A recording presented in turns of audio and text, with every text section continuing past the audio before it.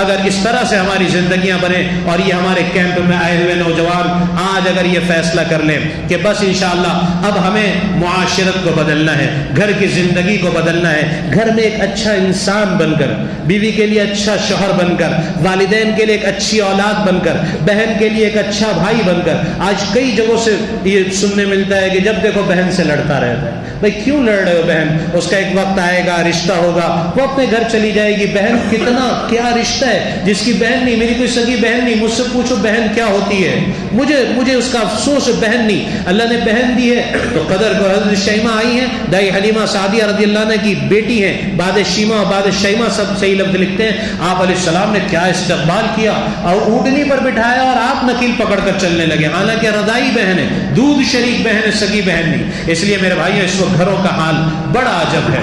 گھر میں سیدھے منہ سے بات کرنے کے لیے ہمارا نوجوان تیار نہیں. تو اس لیے یہ دین کا ایک بڑا شعبہ ہے، معاشرت کا شعبہ، کہ ہمارے گھر کا رہن سہن اچھا ہو، ہماری معاشرت اچھی ہو، ہمارا گھر والوں سے سلوک اچھا ہو، ہم ایک اچھے انسان بن کر اپنے گھر میں رہیں. پھر اس کے علاوہ اور شعبے ہیں، کاروبار کا دین ہے اور معاملات کا دین ہے اور اخلاق کا دین ہے اور عبادات. تو یہ ہمارے سامنے اس کے مذاکرے ہوتے رہتے ہیں. اگر یہ پانچوں شعبوں کا دین ہماری زندگیوں میں آیا تو پھر یہ اللہ رب العزت کی ذات سے امید ہے کہ یہ اس بات کی علامت ہوگی کہ ہم دینداری والی زندگی گزار رہے ہیں. پھر اللہ رب العزت کی طرف سے دنیا میں بھی خیر و بھلائی اور سکون اور کامیابی اور عزتوں کے فیصلے ہوں گے اور آخرت میں بھی کامیابی اور صلاح و فلاح کے فیصلے ہوں گے. اس لیے میرے بھائیو یہ کیمپ میں آیا ہوا ہمارا پورا مجمع نیت اور ارادہ کرے کہ اس کیمپ کو آج ذریعہ بنا کر، میں آخری بات جیسے میں نے اپنی صبح کی مجلس میں بھی آخری بات یہ کہی تھی کہ اللہ رب العزت کی محبت کی علامت ہے کہ اللہ اپنے بندوں کو زندگی میں یو ٹرن کے مواقع عنایت فرماتے ہیں.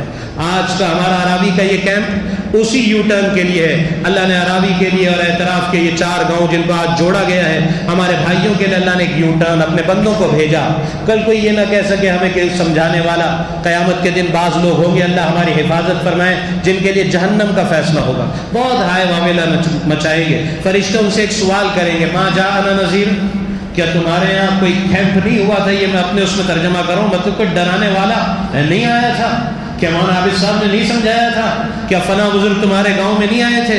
کیا کیمپ کے نام پر تمہیں جمع کر کر تمہیں نہیں ہلایا گیا تھا کہ یہ کوئی زندگی نہیں ہے جو تم گزار رہے ہو؟ اللہ کے لیے زندگی بدلو، واپس آؤ، واپس آؤ، اللہ کی طرف پلٹو. ففروا الی اللہ. یہ تم نے کہاں دنیا کی دوڑ لگائی ہے؟ ختم ہو جانے والی دنیا ہے، مکڑی کا جالا اور مچھر کا پر ہے. کل من علیہا فان ویبقى وجہ ربک ذو الجلال والاکرام. یہ ساری فنا ہونے والی دنیا ہے. اچھی زندگی کی طرف آؤ، زندگیوں میں کوالٹیز اور خوبیاں پیدا کرو. اپنی زندگی کو بغور دیکھو، کیا غلطیاں مجھ سے ہو رہی ہے، میری زندگی میں کیا برائی ہے. ویسے تو میں نے عرض کیا نا کہ ایک دن کا کیمپ کیا مہینے بھر کا کیمپ ہو تو اس وقت معاشرہ، خصوصاً ہمارا معاشرہ، بہت معذرت کے ساتھ برائیوں کی ایسی یلغار میں ہے کہ میں آپ کو کیا عرض کروں. بمبئی شہر میں تو دیکھ کر دل ایسا دکھتا ہے، ایک بڑا مجمع، اچھے خاصے گھر کا مجمع نشے کا عادی ہے، ایڈک ہو گیا ہے نشے کا. دنیا تباہ، باپ کا بزنس تباہ، گھر تباہ. کسی کو دیکھو تو ماں باپ کی نافرمانی میں آگے بڑھا ہوا ہے، کسی کو دیکھو عجیب عجیب برائیوں کی طرف ہمارا نوجوان جا رہا ہے کہ انہوں نے اپنی جوانیوں کو تباہ کر دیا ہے. کوئی کیا دیکھنے کا عادی ہو گیا ہے، کوئی کیا کرنے کا عادی ہو گیا ہے. اس لیے دوستو یہ ایک یو ٹرن کا اللہ کی طرف سے موقع ہے. آج کے اس کیمپ کو ہم غنیمت جان کر اپنی زندگی کو بغور سرچ کریں. جو برائیاں زندگیوں میں برائیوں نے جگہ پکڑی ہے، آج کے اس کیمپ میں اللہ کے گھر میں بیٹھ کر ان برائیوں کو جڑ سے اکھاڑ پھینکنے کا فیصلہ اور ارادہ کریں کہ نہیں بس بہت ہو گیا. زندگی کے اتنے سال غفلت میں گزر گئے، پتہ نہیں کون سی گلی میں زندگی کی آخری شام ہو جائے، یہ پانی کا بلبلہ کب ختم ہو جائے. آخری بات امام غزالی رحمۃ اللہ علیہ کا ملفوظ سنا کر میں اپنی بات کو مکمل کروں. امام غزالی رحمۃ اللہ علیہ فرماتے ہیں، میرے دوست بس کر، اب اپنی غفلت سے بیدار ہو. آخر وہ کون سا کیمپ ہوگا جو تجھے جگا سکے گا؟ وہ کون سے خطبات اور بیانات ہوں گے؟ کون سا جمعہ کا بیان، کون سا تبلیغی جماعت میں وقت لگانا، کون سی تعلیم، کون سی مسجد وار جماعت، کون سا گشت ہوگا جو تجھے جگائے گا؟ یہ میں اپنے جملے میں کہہ رہا ہوں. حسن بصری امام غزالی رحمۃ اللہ علیہ نے تو صرف اتنا فرمایا، نوجوان بس کر اپنی غفلت سے اب جاگ. وہ کون سی صبح ہوگی جو تجھے جگائے گی اور کون سی؟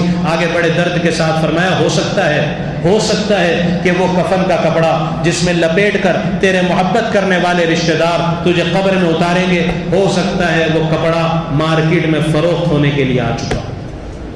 اب تک تو غفلت میں ہے. اور نوجوانوں ایک زمانہ تھا ہم سنتے تھے بڑے میاں کا انتقال ہو گیا, چچا کا انتقال ہو گیا. آج ان کانوں میں جوانوں کی موت کی خبریں کثرت سے پڑ رہی ہیں. پتہ نہیں میرا وقت کب آ جائے, آپ کا وقت کب آ جائے. قبرستان جا کر ہمیں مٹی دیتے ہوئے کہا کو منہا خلقناکم وفیہا نعیدکم ومنہا نخرجکم تارۃ اخری. میرا نوجوان سمجھتا ہے بھائی کہ یہ کوئی دعا ہے, شاید یہ قرآن کریم کی آیتیں ہیں. اللہ متوجہ کر رہے منہا خلقناکم, اسی مٹی سے ہم نے تجھے پیدا کیا ہے. وفیہا نعیدکم, اس دنیا کی رنگریلیوں میں تو اپنے انجام کو نہ بھول, تجھے بھی واپس اسی مٹی میں آنا ہے. اور پھر میں نے جیسے صبح کی مجلس میں کہا تھا کہ مر کر مر جانا ہوتا تو میں کہتا راوی کے نوجوانوں انجوائے کرو لائف کو, چھوٹی سی زندگی ہے, مر کر تو مر جانا ہے, لیکن میرے رب کی عزت و جلال کی قسم مر کر مرنا نہیں ہے, دوبارہ زندہ ہونا ہے, اللہ کے سامنے کھڑا ہونا ہے اور پوری زندگی کا حساب دینا ہے. اسی کو اللہ فرما رہے ومنہا نخرجکم تارۃ اخری, ایک دن آئے گا کہ اسی مٹی سے تم دوبارہ کھڑے کیے جاؤ گے اور تمہیں ہمارے سامنے آ کر پوری زندگی کا حساب دینا ہے.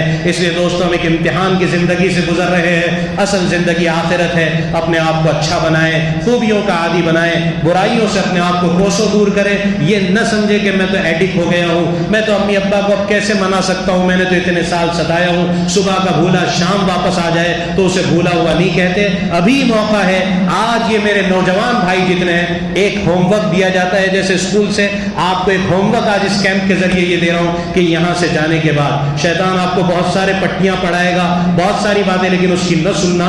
آج یہاں سے جانے کے بعد سیدھے ماں کے پاس جانا اور امی کے قدموں میں بیٹھ کر کہنا ماں جو کچھ ہو گیا مجھے آج اللہ کے لیے معاف کر دے. آج احساس ہوا ہے, میں سچے دل سے, اس میں ذرا بھی شرم محسوس نہیں. آپ کو اپنی ماں سے معافی مانگنی ہے, کسی اور سے تھوڑی. کیا ہو گیا اس میں؟ جا کر آج میرا ایک ایک نوجوان یہ نیت کر لو, میں بھی مانگوں گا بمبئی پہنچ کر انشاءاللہ, آپ بھی امی جو کچھ ہو گیا مجھے معاف کر دیں. پھر ابا کے پاس جا کر ابا کے پیر دبا کر ابا سے بھی معافی مانگیں گے. یہ پورا مجمع نیت کرتا ہے آج. کون کون شرم کرے گا اور معافی نہیں مانگے گا؟ ذرا ہاتھ اٹھا کر بتاؤ.